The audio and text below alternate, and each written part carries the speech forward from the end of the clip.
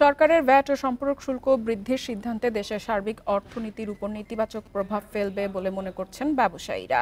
মঙ্গলবার জাতীয় প্রেস ক্লাবে এক সংবাদ সম্মেলনে ব্যবসায়ীদের শীর্ষ সংগঠন এফবিসিসিআইর বৈষম্য বিরোধী সংস্কার পরিষদ এ দাবি করেন। তারা বলেন, শুল্ক বৃদ্ধির এ সিদ্ধান্ত দেশ ও অর্থনীতির জন্য আত্মঘাতী হবে। তাদের মতে, ভ্যাট বৃদ্ধির ফলে দৈনন্দিন জীবনযাত্রার খরচ আরেক দফা বেড়ে যাবে। শুল্ক ও ভ্যাট বৃদ্ধি এবং গ্যাসের দাম বাড়ানোর প্রস্তাব প্রত্যাহারের আহ্বান জানান এফবিসিসিআর বৈষম্য বিরোধী সংস্কার পরিষদ।